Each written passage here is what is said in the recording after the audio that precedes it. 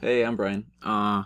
This is my final Arduino project for CS362, which is a hardware class, but also focuses a lot on the Arduino and what you can do with actual wires and soldering and programming with the Arduino. Here I'm using the Arduino Mega, which has a ton of extra digital and analog inputs, as well as some extra serial stuff that you can do, which I'm not using, of course. But there's just a lot of digital inputs, which I ended up needing to use this board so that I could connect all these wires. What I'm creating here is, I don't know if you can see, but this is a series of 1, 2, 3, 4, 5, 6, 7, 8, 9, 10, 11, 12, 13 buttons here, plus an extra 2. And these 13 buttons essentially represent a keyboard layout. And so what this is both a playable keyboard, playing sine waves as notes, as well as a bit of an audio or an auditorial testing game. So you can play it. I have a little piezo speaker here that you can play the notes out through.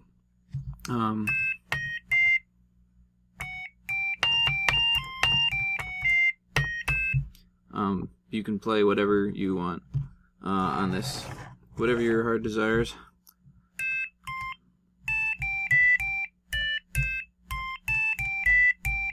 Yeah. So what the game aspect of this is I have these two buttons over here. The one button generates a random sequence of notes to recreate.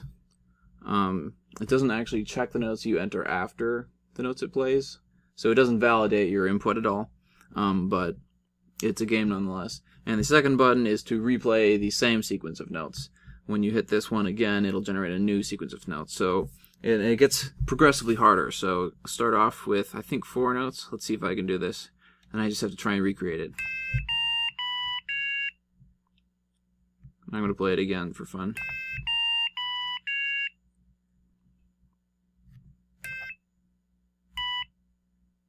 No. Okay, and that's a sequence of notes. And then I hit this for a new one.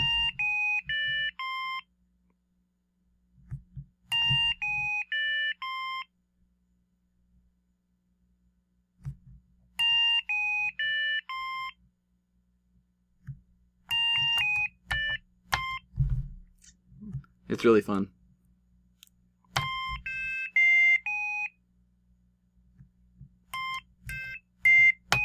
That one was easy because it was simple notes. I have perfect pitch, by the way, which is why I'm able to do this, but it's also fun for me that I was able to write something that I can use to test things by ear.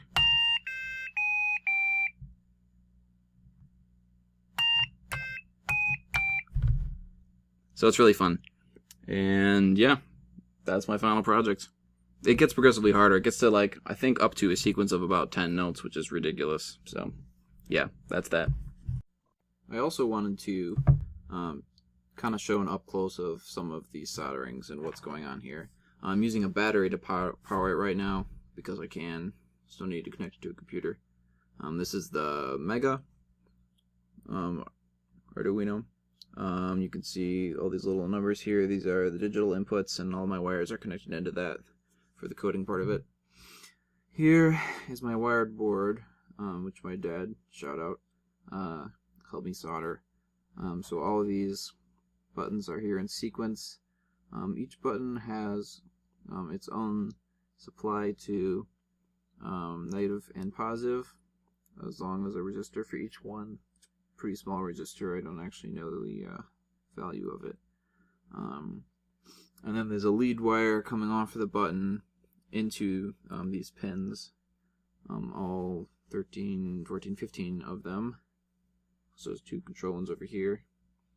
And then on the underside, you can see everything is soldered, and there's also some lead buttons, or lead wires that are coming off the bottom here. So yeah, it's really fun.